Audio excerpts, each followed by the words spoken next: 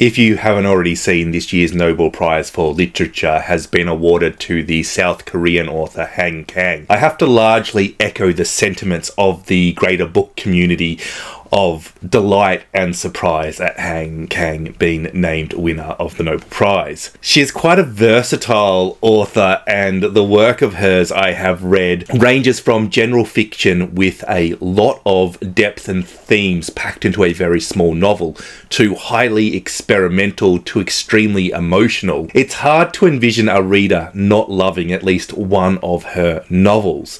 At 53, Kang is the youngest winner of the Nobel Prize for Literature since a then 47-year-old Russian poet Joseph Brodsky won the award in 1987, which I maybe think is the reason a lot of us are feeling this little bit of surprise at her being named winner. Other names that are often linked with the Nobel Prize, people such as Margaret Atwood and Salman Rushdie, are 84 and 77 respectively.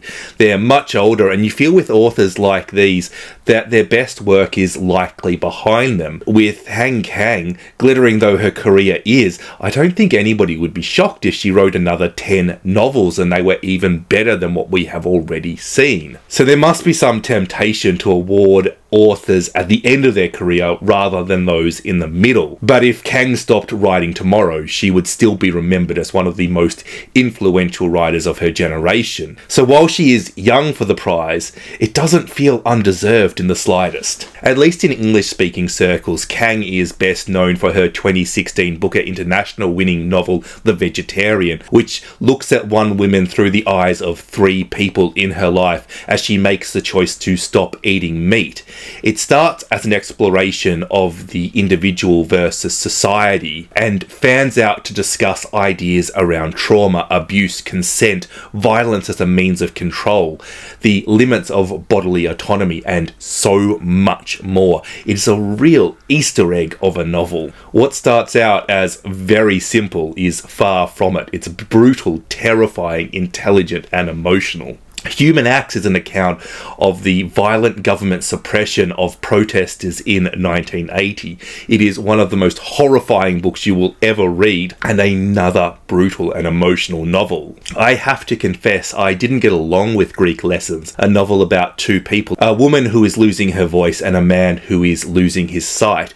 Both characters are suffering from deeper wounds as well. But I put my dislike for this novel down to Kang being a bit of a literary chameleon. Authors who refuse to settle into one style of writing will sooner or later write in a style that doesn't entirely suit you. The White Book is a highly experimental book examining the colour white and the very recent loss of an older sister.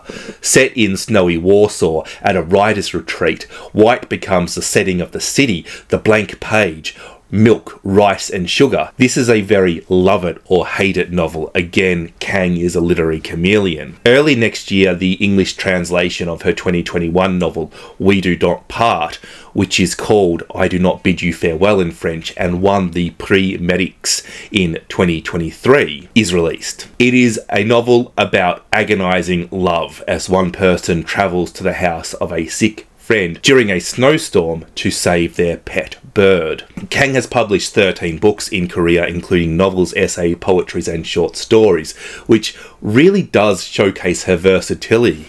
But it also means that there are 8 works as yet untranslated into English, including works from as early as 1995, and 3 novels, Black Deer, Your Cold Hands, and Breath Fighting, and I would be particularly interested to see these novels translated, and hopefully a publisher is listening and will make that wish come true very soon. I love that the Nobel Committee has awarded a South Korean author this prize as well. They do seem to be very good at awarding the prize to literature from a big variety of cultures and languages. It is a very international award.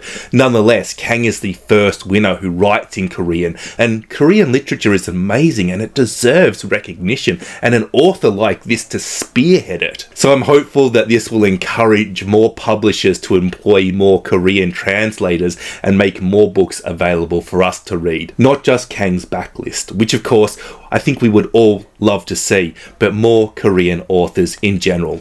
Overall, I think Han Kang is a fantastic choice as the 2024 Nobel Laureate of Literature. But let me know what you think of her being awarded this prize in the comments section. I would just like to give a quick shout out to all my wonderful Patreons for supporting me. We read 2 books together every month, one of which is always translated. Maybe we'll read Han Kang in the future. If you'd like to join in, the link is in the description. Happy reading. Bye bye.